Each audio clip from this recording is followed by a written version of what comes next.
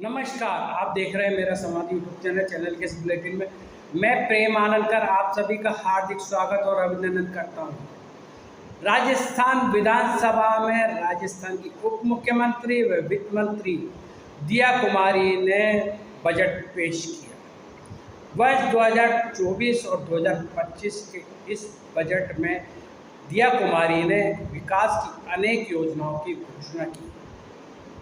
राजस्थान के इस बजट की जहां भारतीय जनता पार्टी के नेताओं ने मुक्त कंठ से सराहना करते हुए इसे प्रदेश को विकास की ओर ले जाने वाला बजट बताया है, तो कांग्रेस के नेताओं ने इसे केवल आंकड़ों का मायाजाल बताते हुए कहा है कि भारतीय जनता पार्टी के शासनकाल में विकास रफ्ती पर नहीं होगा। भाजपा के नेताओं का कहना है कि प्रदेश में जब से भारतीय जनता पार्टी की सरकार बनी है तब से राजस्थान उत्तरोत्तर प्रगति कर रहा है, जबकि कांग्रेस के नेताओं का आरोप है कि भाजपा ने सत्ता में आने के बाद राजस्थान की पूरी व्यवस्था को चरमरा दिया है। तो आइए पहले सुनते हैं सत्तारूढ़ भारतीय जनता पार्टी के नेताओं की प्रतिक्रिया। क्या कहते हैं भारतीय जनता पार्टी के नेता? उप मुख्यमंत्री श्रीमती दिया कुमारी जी ने आज एक इस प्रकार का बजट पेश करके अटल बिहारी वाजपेयी जी के सपने के अनुसार जो नया गीत गाया है, वो लंबे समय तक बजट के क्षेत्र में, वित्त के क्षेत्र में, राजस्थान के विकास के क्षेत्र में अपने पद चिन्हों को छोड़ेगा, अपना प्रभाव छोड़ेगा। दिया कुमारी जी ने एक और जहाँ काश्तकारों के लिए 25,000 करोड़ रुपए के बजट का प्रावधान किया है, निर्यात को बढ़ावा देने का काम किया है, शहरी विकास पर जोर दिया है, साथ ही ग्रामीण क्षेत्र में भी 25 लाख घरों में नल से जल जाए ये व्यवस्था भी की है। इस प्रकार ये पूरा संतुलित बजट है और शानदार बजट इन्होंने दिया है, जिससे राजस्थान का विकास, सबका विकास एक नई गति को प्राप्त होगा। इनका ये सपना है कि $350 मिलियन की राजस्थान की इकोनॉमी बने, ये सपना बिल्कुल साकार होगा। जिस प्रकार से इन्होंने कृषि को भी दिया और उद्योगों को भी दिया, शहर को भी दिया और ग्रामीण क्षेत्र को भी दिया, यहाँ तक कि पर्यटन के साथ साथ पर्यावरण का ध्यान भी रखा है और सीएनजी में भी वेट को कम किया है। ये ऐसे निर्णय हैं जो राजस्थान की एक नई तस्वीर पेश करेंगे, नए राजस्थान का नव निर्माण होगा। और मैं कामना करता हूँ कि इनका जो सपना इन्होंने देखा है वो निश्चित रूप से साकार हो और इस प्रकार का जो रिकॉर्ड तोड़ बजट है ये हमें नई ऊंचाइयों पर ले जाए। धन्यवाद। अजमेर के लिहाज से बात करें तो वर्षा जल निकासी के लिए 44 करोड़ रुपए की जो घोषणा की है, उसके लिए मैं दिया कुमारी जी का, भजन लाल सरकार का और हमारे स्थानीय नेताओं का आभार व्यक्त करता हूं। इससे हमारे शहर को प्रतिवर्ष जो वर्षा जल में, बाढ़ में डूबने की एक समस्या से रूबरू होना पड़ता था, उससे निजात मिलेगी और बहुत लंबे समय से चला आ रहा है संकट समाप्त होगा। धन्यवाद। आज राजस्थान सरकार ने जो बजट पेश किया है उसके लिए राजस्थान के मुख्यमंत्री श्री भजन लाल जी, वित्त मंत्री श्रीमती दिया कुमारी जी और समस्त मंत्रिमंडल व राजस्थान सरकार धन्यवाद की पात्र है। जनहितकारी बजट, आम व्यक्ति का बजट, शिक्षा क्षेत्र के लिए, पर्यटन के लिए नए आयाम स्थापित करेगा ये निश्चित रूप से। और ये जो धार्मिक स्थान है हमारे, उनके उत्थान की बात भी पहली बार किसी ने सोची है। ये सबसे बड़ी, ये हमारी जो धार्मिक संस्कृति है उसको भी बहुत नए आयाम देगी, प्रकृति देगी। और हमारे युवाओं के लिए, शिक्षा क्षेत्र के लिए जो विशेषकर सोचा गया है। और मैं विशेषकर धन्यवाद दूंगा अजमेर का नागरिक होने के नाते, अजमेर का स्थानीय जनप्रतिनिधि होने के नाते, कि पहली बार अजमेर की जनता को इतनी सौगातें मिली है, इतनी चीज़ें मिली है। इसके लिए अजमेर के विधायकगण, विशेषकर अजमेर के उत्तर के विधायक श्री वासुदेव जी देवनानी, श्री सुरेश सिंह जी रावत जो के मंत्री हैं, कैबिनेट मंत्री हैं, श्रीमती अनीता जी बघेल एवं समस्त जनप्रति धन्यवाद के पात्र हैं। मैं आशा करता हूं कि इसी तरह राजस्थान की सरकार अजमेर पर कृपा दृष्टि बनाए रखेगी और अजमेर भी जो है प्रकृति के नए पथ पर दौड़ेगा और राजस्थान विशेष रूप से पर्यटन, शिक्षा और चिकित्सा में बहुत प्रगति करेगा। राजस्थान की सरकार का धन्यवाद एवं साधुवाद। आज जो राजस्थान वित्त मंत्री श्रीमती दिया कुमारी ने जो बजट पेश किया है वो आम आदमी के लिए बहुत अच्छा बजट है। उसमें सबसे पहले किसानों के लिए जो बिजली कनेक्शन की बात करी है, 1,45,000 को कृषि बिजली कनेक्शन दिया जाएगा तथा 5,000 नए किसानों को ब्याज मुक्त ऋण दिया जाएगा। इस बजट में उन्होंने ये जो चलती है पेंशन के इलाज के लिए 50,000 रुपये तक पेंशनधारियों को अलग से बजट रखा गया है। और आम आदमी के स्वास्थ्य के लिए बजट जो स्वास्थ्य बजट रखा गया है वो 8.26 रखा गया है। तो आम जनता के लिए स्वास्थ्य के लिए बहुत अच्छा बजट रहेगा। आंगनवाड़ी केंद्रों में जो महिलाएं जो आंगनवाड़ी केंद्र की बहनें कार्य करती है उनको गैस की सुविधा दी गई है तथा खिलाड़ियों को मैच के लिए 4,000 रुपये मैच का भत्ता किया गया है। ये खिलाड़ियों के लिए बहुत बड़ी बात है।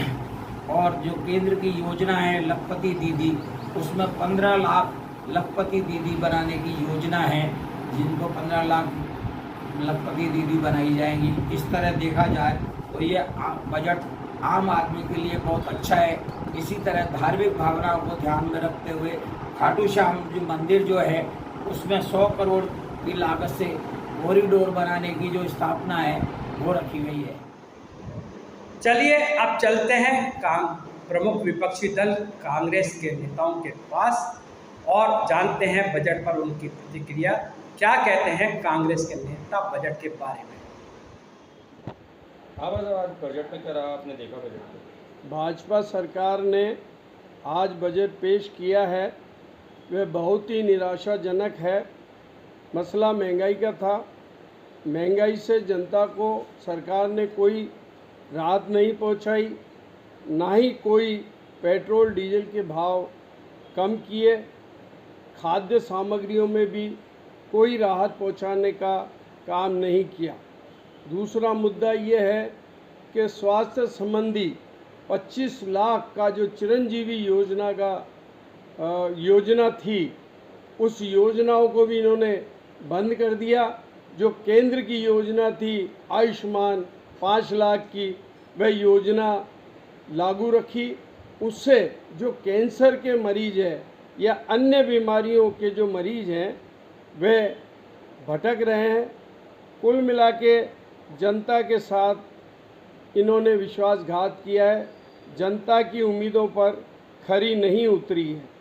दूसरा मुद्दा ये है कि कांग्रेस पार्टी ने 17 जिले बनाने की घोषणा की और अमल में भी ला चुके थे, लेकिन हमारे राज्य के मुख्यमंत्री भजन लाल जी शर्मा ने आर्थिक भार का बहाना बनाते हुए कुछ जिलों को कम करने की योजना बना रहे हैं, जिसका विरोध भी जनता में होगा और इसका खामियाजा भी जो है जनता में इनको भारतीय जनता पार्टी को नुकसान उठाना पड़ेगा। और पत्रकारों को भी सब जो लाभ मिला है, जो हमारे डेली बेसिस के पत्रकार हैं उनको लाभ पहुंचाया है, लेकिन हमारी ये मांग है, कांग्रेस पार्टी की ओर से मांग भी रखेंगे और हो सका तो इसके लिए हम आवाज़ बुलंद भी कर सकते हैं। जो यूट्यूब के चैनल के जो पत्रकार हैं उनको भी है किसी प्रकार से राहत पहुंचाने का सरकार कार्य करे। कुल मिला के बजट कैसा रहा तुम्हारा? कुल मिला के बजट निराशाजनक। आपको नाम होता दाम घटाएंगे। खाद्य सामग्री की अगर मान लो यहाँ पूर्ति नहीं हो रही है और खाद्य सामग्री में जो भारी बढ़ोतरी हुई है इस भारतीय जनता पार्टी के कार्यकाल में, तो इनको खाद्य सामग्री अन्य देशों से मंगा करके जनता को राहत पहुंचानी चाहिए। भाजपा सरकार देखिए, आज भाजपा सरकार ने बजट पेश किया है। ऐसी कोई योजना उन्होंने बजट में नहीं दी है। ना महिलाओं से संबंधित दी है, ना शिक्षा से संबंधित कोई स्पेशली कोई ऐसी बजट दिया है। अजमेर को तो बिल्कुल ही कुछ भी नहीं दिया बजट में, अजमेर को तो बिल्कुल खाली रख दिया। जबकि है ना, देवनानी जी ने कहा था फायसागर का जो पानी है वो हम लोग उसके नल के द्वारा लोगों को पिलाएंगे, लेकिन बजट तो दिया ही नहीं उसमें भासागर के पानी के लिए भी। और ना ही अजमेर दक्षिण विधानसभा पूरी बारिश में डूबती है, ना उसके लिए प्रोजेक्ट के लिए कोई नाले वाले के लिए या किसी के लिए प्रोजेक्ट के लिए कोई बजट दिया इसमें। और शिक्षा के लिए भी आप देखो, ये कह रहे हैं 50 स्कूल खोलेंगे, ये खोलेंगे, जबकि ये जो कांग्रेस सरकार ने स्कूल्स खोली थी महात्मा गांधी, उनको बंद करने के लिए कह रहे हैं। चिकित्सा के क्षेत्र में ऐसा कोई बजट नहीं दिया, जबकि गहलोत सरकार ने बहुत सारे ऐसे कॉलेज खुलवाए, उनके ऊपर कोई इम्प्लीमेंट नहीं करी है। और आप ये देखो, बेरोजगारों के लिए कोई ऐसा इन्होंने ये कहा कि 4.5 साल में हम लोग इनकी वैकेंसी निकालेंगे बेरोजगारों की, लेकिन ऐसा कोई प्लान नहीं है कि हम कब कैसे वैकेंसी निकालेंगे। 4 साल बहुत बड़े होते हैं। आज आप मान लीजिए कोई अभी किसी की उम्र है तो 4 साल में कौन सी वैकेंसी निकलेगी नहीं निकलेगी कुछ पता ही नहीं है। 4 साल में कोई व्यक्ति ओवर एज हो जाएगा, उसका क्या होगा। तो ऐसे इन्होंने जो घुमा फिरा के जो बजट दिया है, तो जनता से संतुष्ट वाला बजट नहीं है। इन्होंने दिया कि नल कनेक्शन देंगे 1.5 लाख 2 लाख, अरे कनेक्शन कैसे दोगे आप? ये कहते हैं कि हम 1.5 लाख नल के प्रत्येक घर में फ्री कनेक्शन देंगे, बिजली के कनेक्शन देंगे। आप ये देख रहे हो बिजली का बिल इतना बढ़ चुका है, जनता त्राई कर रही है। स्वास्थ्य से संबंधी इन्होंने कुछ भी नहीं बोला। पहले अशोक गहलोत जी ने चिरंजीवी योजना थी, उसमें इन्होंने ये भी नहीं कहा कि हम स्वास्थ्य के लिए पैसा बढ़ाएंगे कि नहीं। आज लोग अस्पताल में जाते हैं, बेचारे परेशान हो रहे हैं, किसी को कोई सुविधा नहीं मिल रही। 5 लाख का कह रहे हैं, लेकिन 5 लाख में भी कोई आयुष्मान वाले में भी कोई ऐसी योजना नहीं है कि जो ये कहते हैं 75 साल वाले के, यानी कि पहले तो आदमी 75 साल का हो, उसके बाद अस्पताल में इलाज करवाने जाए, और अगर उससे कम है तो वो कहाँ इलाज करवाए। तो ऐसे करके इन्होंने कोई स्पष्ट बजट नहीं दिया, और नहीं कोई इस तरह का बजट दिया कि जो जनता से संतुष्ट हो। आप गैस को देख लीजिए, सिलेंडर के ऊपर ये कुछ नहीं बोले कि हम सिलेंडर का रेट बढ़ाएंगे, कम करेंगे। बढ़ा रहे हैं, कोई कम के लिए नहीं कहा। महिलाओं के लिए इन्होंने कोई योजना नहीं लाई कि महिलाओं के लिए हम ये योजना लाएंगे जिससे कि महिलाएं अपना घरेलू उद्योग कर सकेंगी, ऐसा कोई नहीं है। आंगनवाड़ी के लिए, जबकि गहलोत सरकार ने आंगनवाड़ी को 7,000 पेमेंट किया था, ये 10,000 कर देते, इन्होंने वो भी नहीं किया। स्वास्थ्य कर्मचारी और हमारे सफाई कर्मचारियों का जो डेली बेसिस के कर्मचारी हैं, उनके ऊपर 1 रुपया भी इन्होंने भत्ते के रूप में नहीं बढ़ाया। जबकि इनको ये करना चाहिए कि सफाई कर्मचारी सबसे ज़्यादा मेहनत करते हैं, उनको 400 रुपये प्रतिदिन का देना चाहिए।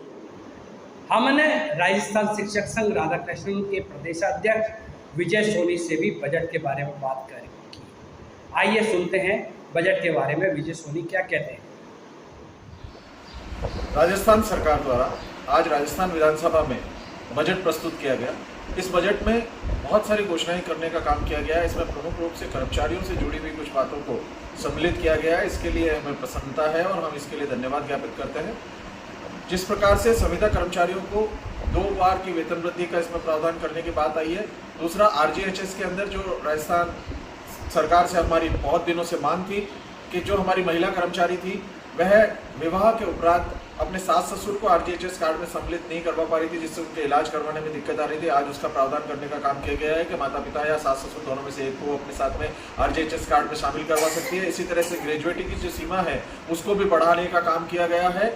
जो सेवानिवृत्त हमारे साथी हैं उनके आउटडोर के चिकित्सा व्यय के अंदर वृद्धि करने का भी काम किया गया है। और दूसरा, राजस्थान शिक्षक संघ राधाकृष्णन ने गत दिनों माननीय मुख्यमंत्री महोदय और उप मुख्यमंत्री महोदय से मिलकर जो एक बात करी थी कि 30 जून को जो हमारे कर्मचारी सेवानिवृत्त हो रहे हैं और माननीय न्यायालय द्वारा विभिन्न इस बारे में निर्णय भी हो चुके हैं कि उनको 1 जुलाई का नॉशनल बेनिफिट का लाभ देते हुए उनके इंक्रीमेंट दिया जाए, इसके लिए हमने सामान्य आदेश जारी करने की बात करी थी। आज माननीय वित्त मंत्री उप मुख्यमंत्री ने इस बाबत विधानसभा में घोषणा करने का काम किया है कि 30 जून को सेवानिवृत्त होने वाले कर्मचारी को 1 जुलाई का नॉशनल इंक्रीमेंट का लाभ दिया जाएगा। इसके अलावा पुलिस विभाग में और अन्य आंगनबाड़ी आदि के अंदर पद सर्जन का काम करने का काम किया है। कुल मिलाकर राजस्थान में एक अच्छे बजट देने का काम हुआ है। राजस्थान शिक्षक संघ राधाकृष्णन शिक्षा विभाग को लेकर बहुत ज़्यादा आशान्वित था, हालांकि हमें उसमें थोड़ी सी निराशा मिली और हम अभी भी प्रयास करेंगे कि यह बजट सत्र समाप्त हो इससे पहले उन मांगों को इसमें सम्मिलित कराया जा सके। कुल मिलाकर राजस्थान शिक्षक संघ राधाकृष्णन इस बजट पर संतोष प्रकट करता है। विजय सोनी, प्रदेश अध्यक्ष, राजस्थान शिक्षक संघ राधाकृष्णन। मेरा संवाद यूट्यूब चैनल की टीम ने कुछ आम जन से भी बजट के बारे में बातचीत की। सुनते हैं आम जन बजट के बारे में क्या राय देते हैं। बजट पर आपकी क्या प्रतिक्रिया है? राजस्थान सरकार ने पहली बार पत्रकार हितों का ध्यान रखते हुए स्वास्थ्य सेवाओं को RGHS से जोड़ा है, उसके लिए राजस्थान सरकार का बहुत बहुत धन्यवाद। लेकिन एक तरफ और उनका ध्यान ये इंगित कराना चाहूँगा, जो बरसों से कार्यरत पत्रकार हैं, जो काम कर रहे हैं फील्ड में, फील्ड पत्रकारिता से जुड़े हुए हैं, उनके लिए मेडिकल डायरी के लिए राजस्थान सरकार ने पहले एक गजट नोटिफिकेशन जारी कर रखा जो गैर अधिस्वीकृत पत्रकारों के लिए है। सरकार भी उन गैर अधिस्वीकृत पत्रकारों को RGHS में शामिल करना चाहिए, जो कि इस बजट में शामिल नहीं हो पाए। पूरक बजट अगर हो तो उसमें शामिल जरूर करें। दूसरा ये कि पत्रकार हितों का ध्यान इस तरफ भी है कि पत्रकारों को लंबे समय से राजस्थान सरकार ने प्लॉट आवंटित नहीं किए। पूर्व में जो प्लॉट आवंटित हुए उनमें भी कई ऐसे प्रकरण हैं जिनके कारण न्यायालयों में वाद चल रहे हैं। तो राजस्थान सरकार इनका निस्तारण शीघ्र करे और पत्रकारों को लाभ पहुंचाने की कृपा करे। और साथ में ये है कि पत्रकार साथियों को कोई भी परेशानी आए, इसके लिए एक अलग से पोर्टल बनाकर देने की आवश्यकता है, जिस पे उनके खिलाफ मुकदमे जो पत्रकारिता के दौरान, कवरेज के दौरान होने वाली दुर्घटनाओं, मारपीट या उनको लेकर वो शिकायत करें, जिस पे शीघ्र निस्तारण हो, उनको किसी प्रकार का दबाव न रहे, इसके लिए भी काम किया जाए। और दूसरा कि राजस्थान सरकार ने पूर्व में ये कहा था और एक पत्र भी जारी हुआ था जिसमें गृह मंत्री के माध्यम से कि पुलिस पत्रकारों से बिल्कुल न्यायोचित व्यवहार करे, आए और थाने में उनसे बातचीत सही ढंग से करे। इसके लिए भी एक बार पुनः रूप से निरीक्षण करना चाहिए, क्या व्यवहार सही हो रहा है या नहीं हो पा रहा। राजस्थान सरकार को बहुत बहुत धन्यवाद RGHS से जोड़ने के लिए।